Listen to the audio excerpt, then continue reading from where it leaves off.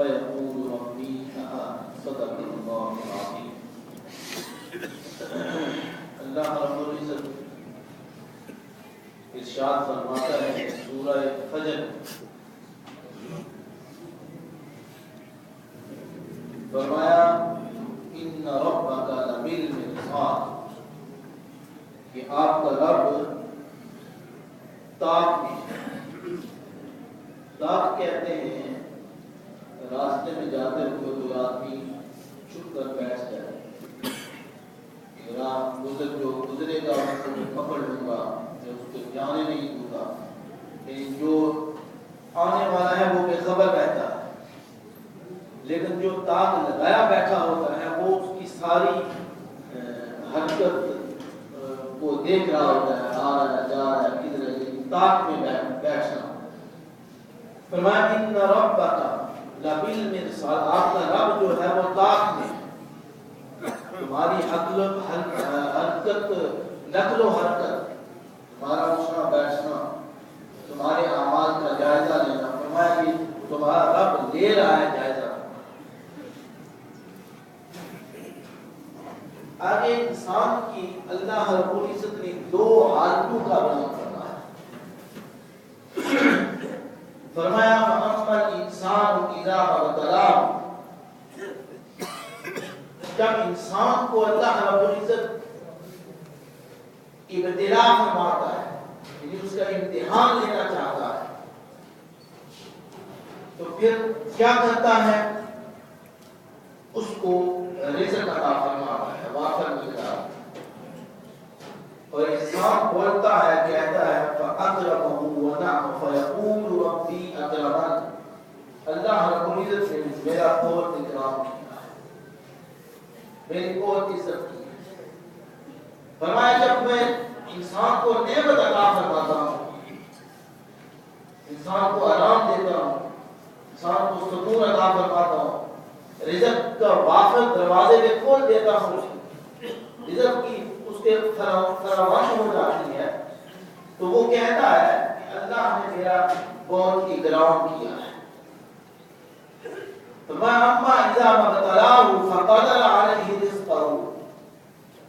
اور جب میں اپنے انسان کے حصے میں جو رزق ہوتا ہے اس کو تھوڑا سا کھینچ لیتا ہوں، اس میں کمی کر دیتا ہوں، انسان تنگ دست بن جاتا ہے، فرمایا اس وقت کیا کہتا ہے؟ وَيَقُولُ رَبِّي أَهَانَ، میرے رب نے مجھے بہت ذلیل کر دیا۔ اب اس اللہ رب العزت نے ارشاد فرمایا کہ یہ رزق میں کمی اور زیادتی، جب تم پر میری نعمتیں وافر مقدار میں ہو جاتی ہیں، تمہیں منصب عطا فرماتا ہوں، تمہیں رزق میں فراوانی عطا فرماتا ہوں، اس وقت تمہارا جملہ یہ ہوتا ہے کہ اس نے میری، اللہ رب العزت نے میری کو تعظیم و تکریم کی ہے، اور جب تھوڑا سا رزق کو کھینچ لیتا ہوں، تمہیں تنگ دست بنا دیتا ہوں، تو اس وقت تم کہتے ہیں کہ اللہ رب العزت نے میری بڑی احانت فرمائی۔ فرمایا کلا، ایسی بات نہیں، فرمایا ایسی بات نہیں ہے، رزق میں کمی اور زیادتی فرمائی کہ میرے دونوں امتحان ہیں تمہارے لیے، اگر جب میں تم پر رزق کی فراوانی کرتا ہوں، دروازے کھول دیتا ہوں، تو اس وقت بھی تمہارا امتحان ہے، اور جب رزق تمہاری طرف سے کھینچ لیتا ہوں، تھوڑی سی کمی کر دیتا ہوں، فرمایا پھر بھی تمہارا امتحان ہے۔ حدیث پاک میں آتا ہے انسان دو حالتوں میں رہتا ہے، کبھی اس پر آزمائش آتی ہے تو صبر کرنا پڑتا ہے اسے، اور کبھی آزمائش آتی ہے تو اسے شکر کرنا پڑتا ہے۔ فرمایا کہ دونوں حالتیں ہیں،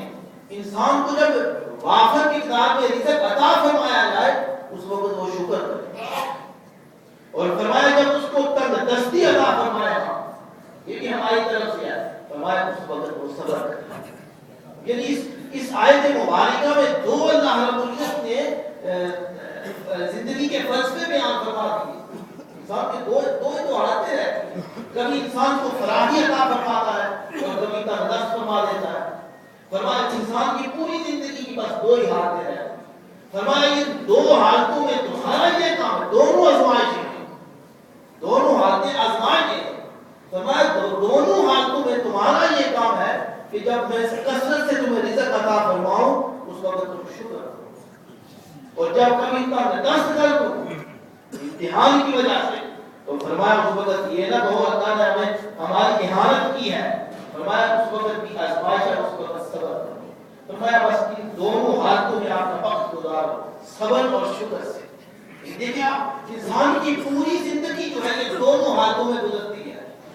کبھی تردست ہوتا ہے کبھی فراغ دست ہوتا ہے۔ فرمایا دونوں حالتوں میں شکر کرو اور صبر کرو، اور اس طرح اپنا وقت آگے کرو۔ فرمایا فیقول ربی اہان۔ اب دیکھیں مفسرین اکرام نے اس آیت مبارکہ کے تحت ارشاد فرمایا، حضرت ابو ہریرہ رضی اللہ عنہ روایت فرماتے میں ایک بڑا تنگ دست تھا، حضرت ابو ہریرہ فرماتے میں بڑا تنگ دست تھا، میں نے دیکھا کہ اصحاب صفہ وہ چبوترا جو تھا اس کے صحابہ اکرام سے بہت تنگ دست تھے۔ فرمانے لگے اس قدر تنگ دستی تھی مانے یا ان کا تہبند ہوتا اوپر والی چادر نہ ہوتی، یا پھر اوپر والی چادر ہوتی تو تہبند نہ ہوتا، اس طرح وہ گزارا کرتے۔ اب فرماتے ہیں کہ یہ ان کے لیے تنگ دستی تھی، لیکن اللہ رب العزت کی طرف سے اب تنگ دستی ان کے لیے حالت ہے نہیں، اور ان کے مقام تک تو وہ پہنچ نہیں سکتا۔ یہ حضور کے صحابہ میں سے جلیل صحابہ یعنی جلیل القدر صحابی تھے سارے کے سارے، اور حضور علیہ اتنے تنگ دست تھے۔ اب کیا اللہ رب العزت کی حالت فرماتی، اتنے بڑے لوگ ہوتے ہوئے کیا ان کی رزق میں کمی ہوئی، کیا ان کی حالت فرمائی؟ وہ تو ہے آج تک ہم ان کو اس طرح یاد کرتے ہیں، ہم اپنی سانسوں کے ساتھ ان کا تذکرہ کرتے ہیں، یاد کرتے ہیں، ان کو یاد کرنا ثواب سمجھتے ہیں۔ ان کو فرمایا کہ نہیں، یہ دونوں حالتیں تمہارے لیے آزمائش ہیں، تمہارے دونوں حالتیں آزمائش ہیں۔ جب آزمائش آ جائے فرمایا صبر کرو، اور فرمایا اگر نعمت تمہیں مل جائے فرمایا اس وقت شکر کرو۔ پھر اللہ رب العزت نے انسان کی اس حالت کے لیے ایمان کے لیے فرمایا انسان کے لیے فرمایا انسان کی فطرت میں چیزیں داخل ہیں دونوں۔ فرمایا کلا بل لا تکرمون الیتیم، اللہ نے ہمیں پیدا فرمایا، ہماری ہر چیز کو جانتا ہے، ہماری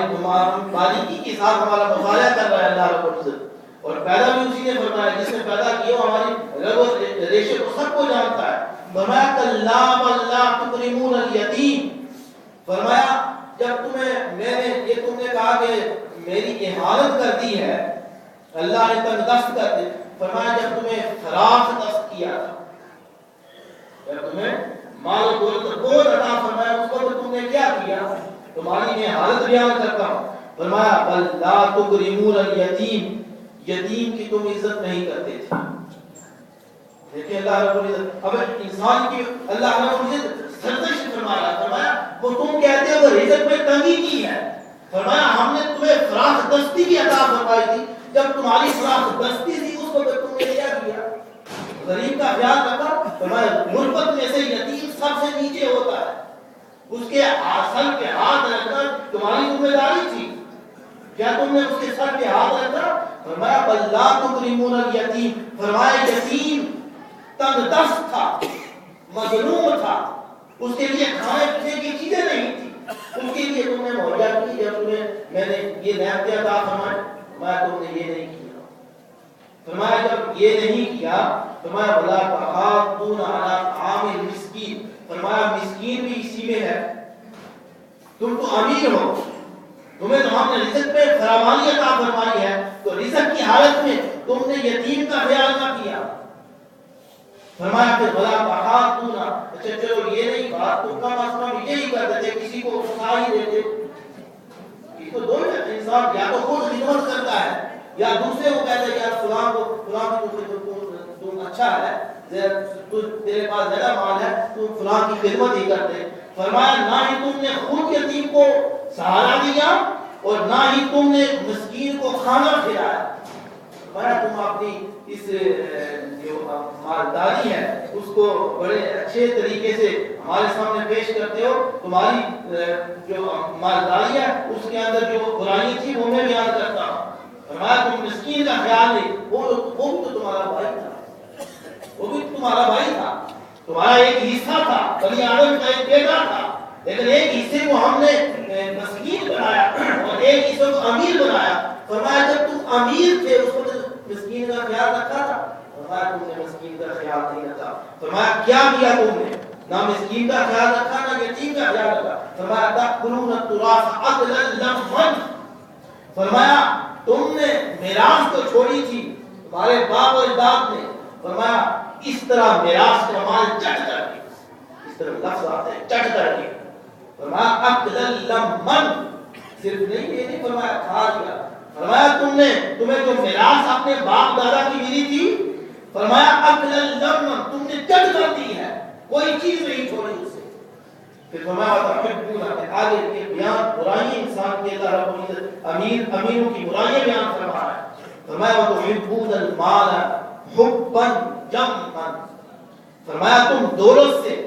محبت اس طرح کرتے تھے، فرمایا حق درجہ محبت، حبًا صرف محبت نہیں فرمایا، حبًا جَمًّا، فرمایا درجہ بدرجہ اس کی تمہاری مال کے ساتھ محبت انتہا کو پہنچی ہوئی تھی۔ اس میں علماء کرام فرماتے ہیں انسان مال کی محبت کے بغیر رہ نہیں سکتا، لیکن اللہ رب العزت نے مال کے ساتھ اس قدر محبت، یعنی عروج پر جب باقی کوئی چیز دیکھا ہی نہ دے، تھوڑی سی کمی ہو تو آپ کہے کہ اللہ رب العزت نے مجھے ذلیل و رسوا کر دیا، فرمایا تھوڑی سی محبت رکھنا یہ تو ضروری ہے، لیکن محبت فرمایا حبًا جمًّا، اس قدر مال کو، اس قدر مال کی جو ہے وہ محبت رکھنا کہ تمہیں مسکین اور یتیموں کا خیال ہی نہ ہے۔ فرمایا کیا تمہاری میں نے مال دیا تھا پھر تم نے کیا کیا؟ فرمایا کلا اذا رکت الارض دکا، فرمایا زمین کود کر ریزہ ریزہ میں کر دوں گا، تمہارا جاء ربک والملک صفا صفا، فرمایا میں اپنے فرشتوں کو صف بستہ زمین پر بھیج دوں گا، پھر فرمایا وجیء یومئذ بجہنم، اس وقت میں جہنم کو لا کر تمہارے سامنے کھڑا کروں گا، فرمایا یومئذ یتذکر الانسان، اس وقت انسان کو سمجھ آئے گی، اس وقت اب تو ہم سمجھ آتے ہیں تمہیں سمجھ نہیں آتی، ہم اپنے رسول بھیجتے ہیں تمہیں ہدایت نہیں ملتی، تم سمجھتے نہیں ہو، ہم آیت قرآن تمہارے اندر موجود ہے پڑھتے نہیں ہو، عمل نہیں کرتے، فرمایا یوم یتذکر الانسان، فرمایا اس وقت تمہیں سمجھ آئے گی، انسان کو سمجھ آئے گی، فرمایا انا لہ الذکریٰ، لیکن یہ یاد رکھنا اس وقت کی سمجھ کسی کام کی نہیں، کوئی سمجھ کا کوئی فائدہ نہیں، اب سمجھ لو تو تمہیں فائدہ نہیں۔ اللہ